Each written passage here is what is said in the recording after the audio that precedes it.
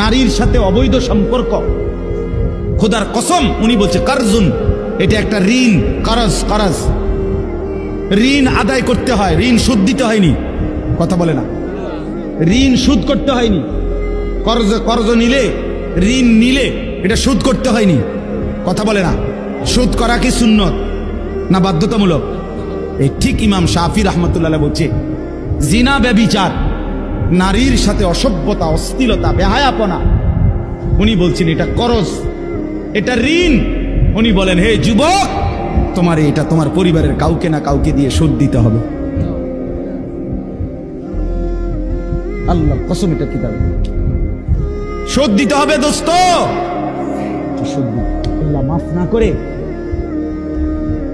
যদি আল্লাহর দিকে ফিরে না আসে, চোখের পানি না ফেলো, এটা শোধ দিতে হবে। নারীর সাথে অবৈধ সম্পর্ক, খোদার কসম উনি বলছে কারজুন, এটা একটা ঋণ। করজ ঋণ আদায় করতে হয়, ঋণ সুদ দিতে হয়নি।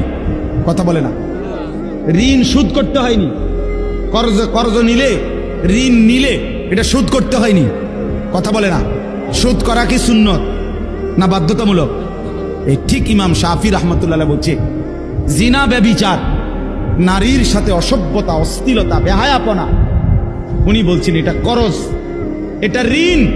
উনি বলেন হে যুবক, তোমার এটা তোমার পরিবারের কাউকে না কাউকে দিয়ে শোধ দিতে হবে। আল্লাহ কসম, এটা কিতাবে শোধ দিতে হবে দোস্ত।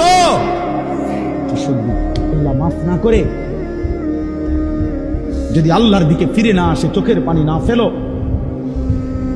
এটা শোধ দিতে হবে।